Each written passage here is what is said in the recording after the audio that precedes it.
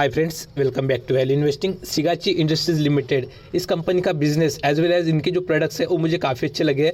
Company micro cap sector में काफ़ी promising लगती है और आने वाले टाइम पे मुझे ऐसे लगता है कि इंडस्ट्री ये कंपनी काफ़ी अच्छे से ग्रो हो सकती है। फिलहाल इसमें मेरी पोजीशन नहीं बनी हुई है, मैं भी इसमें पोजीशन बनाने के लिए सोच रहा हूँ। किस लेवल पे हम लोग पोजीशन बना सकते हैं उसके ऊपर डिस्कशन रहेगा। साथ ही में यहाँ पे देखेंगे आप, तो जब कंपनी ये वाला लिस्ट हुआ था उसी दिन इसने अपर सर्किट लगाया था और कल के डेट में भी यहाँ पे अपर सर्किट था। आज यहाँ पे ये लोअर सर्किट में चल रहा है, तो कहाँ पे ये लोअर सर्किट खुल सकता है उसके बारे में भी थोड़ा सा हम लोग देखेंगे। फिलहाल जब लिस्ट हुआ था तो मोर देन कुछ 240% के ऊपर का लिस्टिंग गेन यहाँ पे मिला था, जो कि एक बहुत ह्यूज लिस्टिंग गेन हम लोग बोल सकते हैं। तो इसके साथ क्या इसका वैल्यूएशन ज़्यादा हुआ था उसको भी देखेंगे। अर्निंग पर शेयर कंपनी का कैसे है, साथ ही में इसके फाइनेंशियल्स वगैरह भी डिस्कस करेंगे। सबसे पहले अगर आप देखें तो जब ये लिस्ट हुआ उसी दिन कंपनी ने इसको यानी सेबी ने इसको एएसएम लिस्ट में डाल दिया, सो दैट इसके साथ ज़्यादा मैनिपुलेशन ना हो। 628 रुपीज़ के प्राइस से अगर इसका वाला मार्केट कैप अगर हम लोग कैलकुलेट करें तो 1932 करोड़ का दिखाई देता है। ये शेयर पर्टिकुलरली 161 या 165 रुपीज़ के इस पे इशू हुआ था। चेक कर सकते हैं यहाँ पे आईपीओ प्राइस जो था इसका वाला 161 टू 163 था। अगर 163 के अकॉर्डिंगली अगर कैलकुलेट करें तो इसका जो मार्केट कैप निकल के आता है वो सिर्फ 500 करोड़ का निकल के आता है, यानी ये कंपनी माइक्रो कैप के अंडर फॉल करती है। ठीक है, यानी इसके पास काफ़ी पोटेंशियल है यहाँ से ग्रो करने का। ठीक है, इसलिए ये एक मुझे प्रॉमिसिंग प्लेयर लगता है अपने सेगमेंट में। सेकंड चीज़ अगर हम लोग ऑब्जर्व करें तो इसका जो पी चल रहा है वो 63.8 का है।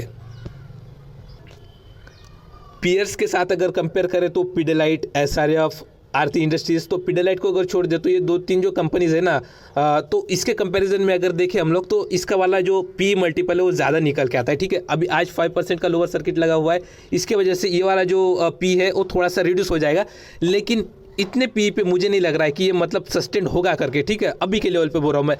कुछ हद तक हमें यहाँ पे और डाउनफॉल दिखाई दे सकता है। अभी वो कितना दिखाई दे सकता है ये डिपेंड करेगा पी मल्टीपल पे। ठीक है, अगर 3 इयर्स का अगर इनका डेटा देखें, जैसे 500 करोड़ का मार्केट कैप बोला था मैंने, ठीक है, तो उसके पहले जब ये कंपनी छोटी थी तब कंपनी ने 7 करोड़ का प्रॉफिट किया था, उसके बाद 19 करोड़, उसके बाद 20 और इस टाइम पे तो ये 30 करोड़। यानी यहाँ से अगर यहाँ पे देखें तो लगभग 50% की जब मैं 7 से अगर देखें तो ऑलमोस्ट 260-270% की बोल सकते हैं। और यहाँ से यहाँ पे निगलेक्टेड है, यानी माइनर सी मतलब 10% के आसपास की जंप यहाँ पे दिखाई दे रही है। 10 नहीं, 10 से भी थोड़ा सा कम ही आएगा। तो यहाँ पे अगर हम लोग कंपाउंडेड बेसिस पे देखें तो 3 इयर्स में कंपनी ने प्रॉफिट जो जनरेट किया है, प्रॉफिट ग्रोथ वो 64% का आता है और टीटीएम कंसेप्ट के अकॉर्डिंगली 49 दिखा रहा है। कंपनी की सेल्स ग्रोथ भी काफ़ी प्रॉमिसिंग है। तो इस तरीके के फाइनेंशियल्स के साथ मुझे लग रहा है कि इसका वाला पी अगर मतलब जब कंपनी 500 करोड़ का ही मार्केट कैप होता है तो उसको इतना हायर मल्टीपल कभी नहीं मिलता है। उसका पी ज़्यादा से ज़्यादा 20 से लेके 50, हार्डली 40 तक, मतलब 20 से लेके 40 के बीच में रहेगा। ठीक है, तो कंपनी ने जब इशू किया था तो 163, तो उसके अकॉर्डिंगली इसका वाला जो ईपीएस था वो कुछ 11 रुपीज़ के आसपास का था और इसका प्राइस 163। तो इसका अगर पी मल्टीपल अगर आप कैलकुलेट करें तो वो निकल के आता है 15 के आसपास। तो कंपनी ने बहुत ही फेयरली वैल्यूड इस पे जो है इसको लिस्ट कराया था। तो मुझे लग रहा है कि यहाँ से अगर मतलब अगर 3 टाइम्स अगर इसको 3 से मल्टीप्लाई करें तो ये 45 निकल के आता है। तो 45 के पी मल्टीपल पे भी आप चाहे तो इसको ले सकते हैं। मैं इसको बिलो 50 एक्यूमुलेट करने के लिए सोच रहा हूँ। अभी आप पूछेंगे कि बिलो 50 आप क्यों कर रहे हैं। ठीक है, अभी हो सकता है कि बिलो 50 से या फिर बिलो 55 से ये वाला शेयर रिवर्सिंग में ये स्टार्ट कर दे। तो यहाँ से मैं क्या करूँगा, बिलो 50 से जो है या मान लीजिए बिलो 55 से मैं 2-2, 5-5 क्वांटिटी इसमें ऐड करने की कोशिश करूँगा। और जब मुझे ऐसा अपॉर्चुनिटी लगेगा कि ठीक है इसमें ज़्यादा क्वांटिटी ऐड कर सकते हैं तो उस टाइम पे भी हम लोग करेंगे। अभी 50 या 55 पे क्यों बोल रहा हूँ मैं, ज़रूरी नहीं कि हर कोई शेयर, जैसे यहाँ पे अगर हम लोगों को 50 दिख रहा है इसका शिगाची का अगर पी मल्टीपल तो वो एसआरएफ या फिर इससे महंगा है। ठीक है, क्यों बोल रहा हूँ मैं, क्योंकि जो अर्निंग्स ग्रोथ होती है ना आने वाले टाइम पे क्या हो सकती है कंपनी के, उसके अकॉर्डिंगली भी यहाँ पे पी मल्टीपल मिलता है। अगर किसी को लगता है कि अर्निंग्स यहाँ से 2 टाइम्स हो सकती है तो हो सकता है कि ये पी मल्टीपल 100 पे भी रहे। ठीक है, क्योंकि जब वो 100 पे रहेगा और अगर अर्निंग्स 2 टाइम्स हो जाती है तो जो यहाँ पे पी मल्टीपल है वो हमें 50 आता हुआ दिखाई देगा। तो ये बेसिकली डिपेंड करता है कि किस तरीके की अर्निंग्स दिखाई दे सकती है। अभी इनका जो आईपीओ का पर्पस था उसको देखेंगे और साथ में अगर आप देखें तो ये पी मल्टीपल कितना मिलेगा ये मार्केट डिसाइड करता है। ठीक है, ये इसको हम लोग डिसाइड डिसाइड नहीं कर सकते।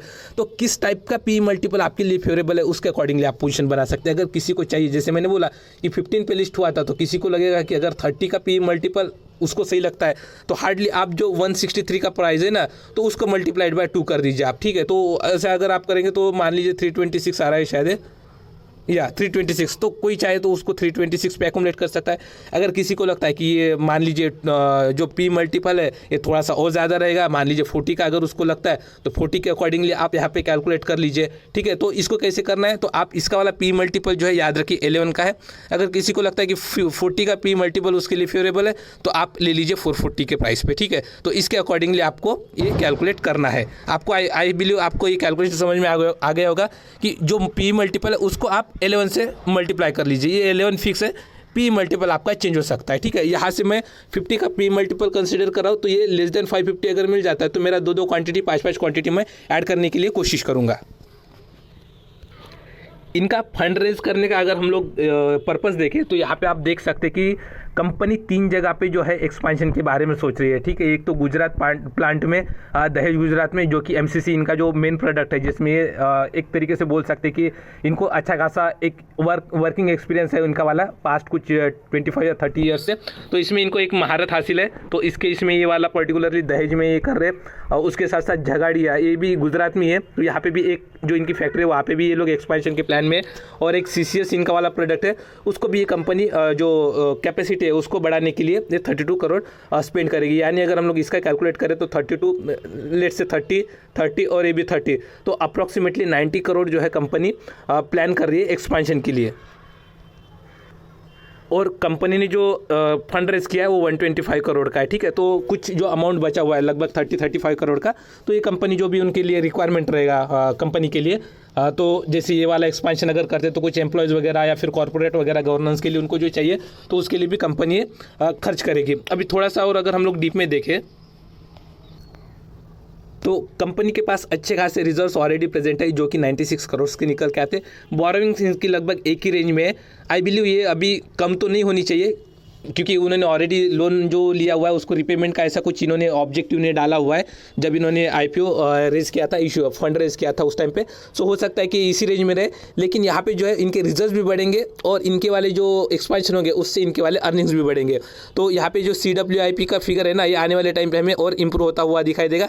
एसेट्स भी इनके स्लोली बढ़ेंगे और एसेट्स के साथ साथ रेवेन्यूज भी अच्छे खासे कंट्रीब्यूट होंगे। कंपनी ने ROE और ROC काफ़ी बढ़िया मेंटेन किया हुआ है। आने वाले टाइम पे देखना पड़ेगा कि किस तरीके का ये वाला मेंटेन मतलब सस्टेनेबल बेसिस पे ये मेंटेन कर पाते।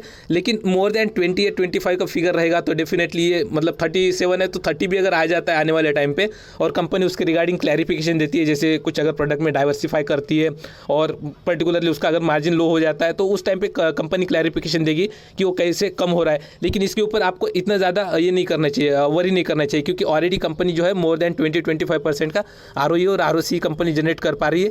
डेट टू इक्विटी रेशियो 0.24 है, जो कि मैनेजेबल है इजीली, बिकॉज मैंने आपको भी दिखाया 96 करोड़ के आसपास इनके ऑलरेडी रिजर्व्स वगैरह अवेलेबल है। अगर इंडस्ट्री पी देखें तो ये लगभग 30 के आसपास का निकल के आता है, जो कि अगर आप देखें तो 30 के अकॉर्डिंगली अगर आप उसका पी मल्टीपल निकालते हैं तो 30 के अकॉर्डिंगली अगर प्राइस निकालते हैं तो ये लगभग 330 के आसपास निकल के आता है। तो आप अपने अकॉर्डिंगली जितना भी लगे आपको फेयर प्राइस इसका वाला, उसके आसपास आप पोजीशन बना सकते हैं। लेकिन आप थोड़ा सा मार्केट की कंडीशन देख लेना, अगर मार्केट वैल्यूएशन उसका नीचे अगर नहीं लेके जाना चाहता है तो आप वेट मत करिए, क्योंकि हो सकता है कि वहाँ से वो रिवर्स हो जाए और उसके बाद आपको अपॉर्चुनिटी ना मिले। यहाँ पे अभी के लिए आपको EPS जो है 39.4 का दिखाई दे रहा है, लेकिन ये वाला ऑटोमेटिकली कम हो जाएगा जब ये मतलब जो शेयर वगैरह अलॉट किए हैं ना, तो उस टाइम पे ये वाला EPS डाउन हो जाएगा, ठीक है। और यहाँ पे इनका वाला प्रमोटर का होल्डिंग देखिए अभी के लिए तो 48.5% है, जो कि फेयर है कंपेयर टू द मतलब जो कंपनी का मार्केट कैपिटलाइजेशन जिस टाइप का था 500 करोड़ का, उसके अकॉर्डिंगली कंपनी कैश फ्लो वगैरह भी यहाँ पे अच्छे खासे जनरेट कर पा रही है, जो कि फ्यूचर एक्सपेंशन में इसको यूटिलाइज कर सकती है। लेटेस्ट क्वार्टर के जो रिजल्ट्स हैं इनके, डेफिनेटली इन्होंने रेवेन्यू में भी लास्ट ईयर के जो 2020 के फिगर थे तो उसको बीट किया हुआ है, और यहाँ पे जो ये है प्रॉफिट है उसको भी यहाँ पे कंपनी ने बीट किया है। लेकिन हम लोग बोल नहीं सकते कि बहुत ज़्यादा परसेंटेज से किया होगा, क्योंकि अगर 2020 का परफॉर्मेंस देखें 19 के कंपैरिजन में तो ये सिर्फ 1 करोड़ से बढ़ा हुआ है। हो सकता है कि इनकी जो Q4 थे उसके अर्निंग्स में काफ़ी ज़्यादा इम्पैक्ट पड़ा होगा, जो कि नंबर सभी आउट नहीं है। और आई बिलीव आउट भी नहीं होंगे, क्योंकि ये 2021 के नंबर सभी आउट हो सकते हैं, ठीक है।